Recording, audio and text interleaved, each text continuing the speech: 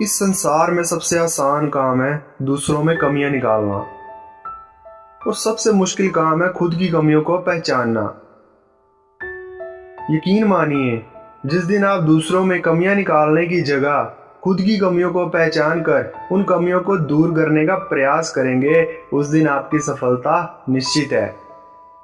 आइए आज आपको एक कहानी सुनाता हूँ। बहुत समय पहले की बात है। किसी गांव में एक किसान रहता था। वह रोज सुबह उठकर दूर झरनों से स्वच्छ पानी लेने जाया करता था। इस काम के लिए वह अपने साथ दो बड़े घड़े लेकर जाता था, जिन्हें वो डंडे में बांधकर अपने कंधे पर दोनों ओर लटका लेता था। उनमें से एक घड़ा कहीं से टूटा हुआ था और दूसरा एकदम सही था। इस वजह से रोज घर पहुंचते पहुंचते किसान के पास 1.5 घड़ा पानी ही बच पाता था। ऐसा 2 सालों से चल रहा था।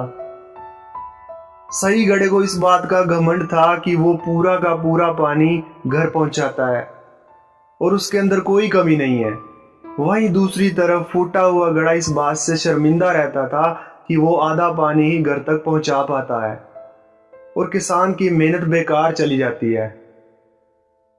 फूटा घड़ा ये सब सोचकर बहुत परेशान रहने लगा और एक दिन उससे रहा नहीं गया। उसने किसान से कहा, मैं खुद पर बहुत शर्मिंदा हूं और आपसे क्षमा मांगना चाहता हूं।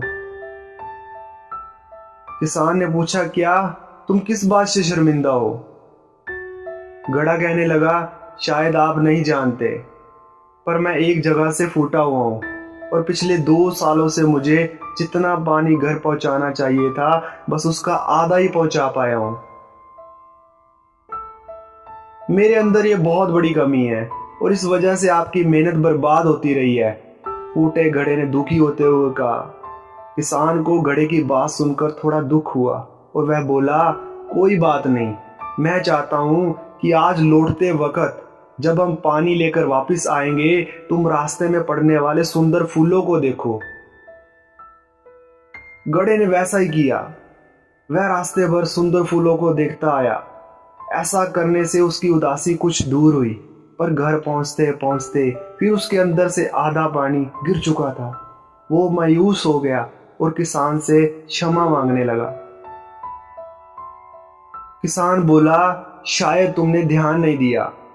पूरे रास्ते में जितने भी फूल थे वो बस तुम्हारी तरफ ही थे, सही घड़े की तरफ एक भी फूल नहीं था। ऐसा इसीलिए क्योंकि मैं हमेशा से तुम्हारे अंदर की कमी को जानता था और मैंने उसका लाभ उठाया। मैंने तुम्हारे तरफ वाले रास्ते पर रंग बिरंगे फूलों के बीज बो दिए थे। तुम रोज थोड़ा थोड़ा कर उन्हें सींचते रहे और पूरे रास्ते को इतना खूबसूरत बना दिया। आज तुम्हारी वजह से ही मैं इन फूलों को भगवान को अर्पित कर पाता हूं और अपना घर सुंदर बना पाता हूं। तुम ही सोचो, अगर तुम जैसे हो वैसे नहीं होते तो भला क्या मैं ये सब कुछ कर पाता? दोस्तों, हम सभी के अंदर कोई ना कोई कमी जरूर होती है, पर यही कमियां हमें अनोखा बनाती हैं। उस किसान की तरह हमें भी हर किसी को वो जैसा है वैसे ही स्वीकारना चाहिए और उसकी अच्छाइयों की तरफ ध्यान देना चाहिए। और जब हम ऐसा करेंगे तब फूटा घड़ा भी अच्छे घड़े से मूल्यवान हो जाएगा। हर इंसान के अंदर कोई ना कोई कमी जरूर होती है। जब हम दूसरों की तरफ उंगली उठाते हैं तो याद रखिए, 3 उंगलियां हमारी तरफ होती हैं जो हमें यह इशारा करती हैं कि दूसरों में कमियां निकालना बंद करो और पहले खुद की कमियों की तरफ ध्यान दो। आजकल लोग तो भगवान में भी कमियां निकालते हैं। जिस दिन हम दूसरों को जज करना, कमियां निकालना बंद कर देंगे, उस दिन आप प्यार करना शुरू कर देंगे।